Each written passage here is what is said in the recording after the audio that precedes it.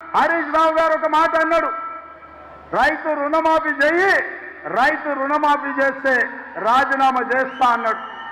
నేను ఈ వేదిక మీద నుంచి మాట ఇస్తున్నా, రామప్ప దేవాలయం శివుడి సాక్షిగా, సమ్మక్క సారలమ్మ సాక్షిగా, 1000 స్తంభాల గుడి సాక్షిగా, అక్కడి సూర్యుడు ఇక్కడ ఉదయించిన, భూమి ఆకాశం తిరగబడ్డా, తుఫానులు వచ్చినా, భూకంపం వచ్చినా, భూమి బద్దలైనా, నేను మాట ఇస్తున్నా 15 ఆగస్టు లోపల తెలంగాణ రైతాంగానికి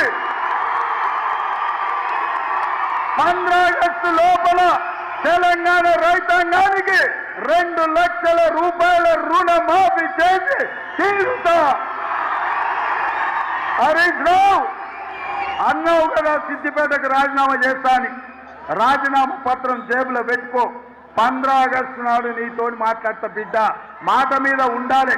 నీ మామలాక మాట ఇచ్చి మాట తప్పి దళితుని ముఖ్యమంత్రి చేస్తా, లేకపోతే తలకాయ నరుకుంటాని తలకాయ లేని మాటలు మాట్లాడతాం అనుకుంటున్నావేమో. 15 ఆగస్టు నాడు నీతో మాట్లాడతా. దేశానికి స్వతంత్రమే కాదు, రైతులకు కూడా ఆర్థిక స్వతంత్రం తీసుకొచ్చే రోజు 15 ఆగస్టు. 2 లక్షల రుణమాఫీ చేస్తా. ఆయనలో నీతో మాట్లాడతా. ఇవాళ ఆశామాసిగా సవాళ్లు స్వీకరించిన సిద్దిపేట చెప్పుడు కాదు, జేబుల రాజీనామా పత్రం పెట్టుకో. ఇక ఆయన సొక్కనైనోడు ఆయనలో 100 రూపాయలు పెట్టి పెట్రోల్ తెచ్చుకున్నాడు, 10 పైసలు అగ్గిపెట్టి దొరకలే. ఇప్పుడు కూడా గట్లనే అనుకుంటున్నాం. మా వాళ్ళందరూ సిద్ధంగా బిడ్డ తలావో అగ్గిపెట్ట కొనుక్కొని నీ సంగతి చెప్పడానికి. నువ్వు ఏదో తెలంగాణ సమాజాన్ని ఎడ్డిదో గుడ్డిదో మాటలతో మోసం చేయొచ్చు అనుకుంటున్నావు.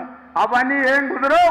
15 ఆగస్టు నాడు నీ ఆఖరి శాసనసభ సభ్యత్వం రైతు రుణమాఫీ చేసి నీ సంగతి తెలుస్తాను తెలియజేస్తూ